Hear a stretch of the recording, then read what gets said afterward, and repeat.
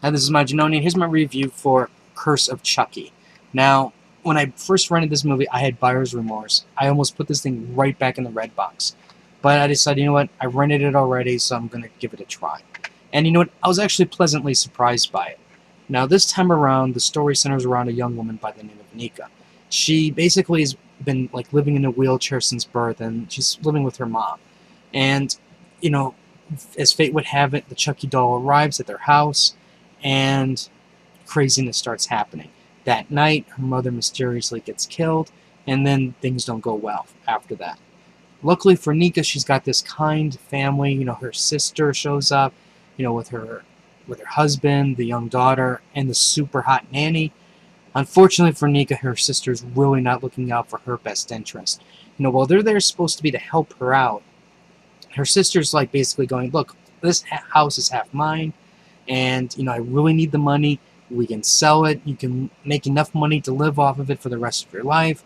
And I'm just going, you know, you are such a freaking bitch. You know, it's like, here's your sister. She's living in a wheelchair. The mother just got killed. She found the mother lying dead on the floor, and you're telling her to sell the house because you need money. I mean, that house is designed specifically for her. And then to move into another location. Now, granted, she wants her to move into one of those homes that can help her adjust. But I'm like, that's freaking rude, you know. And she deserved everything that she got.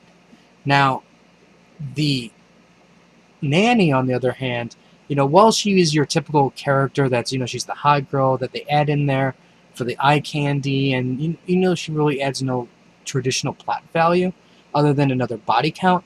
But I will say this, the plot twist around her was really good. I think that more horror movies should have plot twists like that, and I encourage that to continue going forward.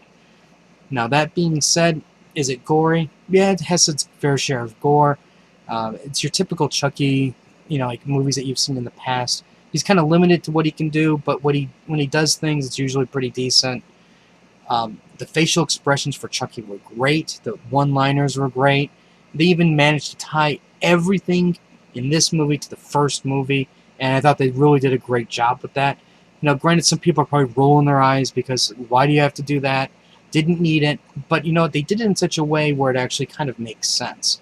So I kind of appreciated that. Is this movie any good? Now, you know what? I think that this is a better than average Chucky movie, and I'm really thinking that this is, for me at least, it's a pretty strong 3.5 out of 5 stars. It's enjoyable. Is it the best?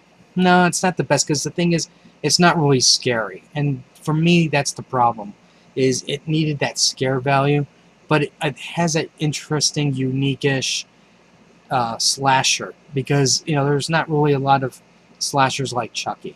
And he does have a very interesting personality. I just kind of wish he showed more of it at times. But beyond that, I really enjoyed it. And I hope you guys do too if you guys rent it. If you have any comments or questions, let me know. Rate the video. And let me know what your favorite Chucky movie is down in the comments below. I'll have more reviews later.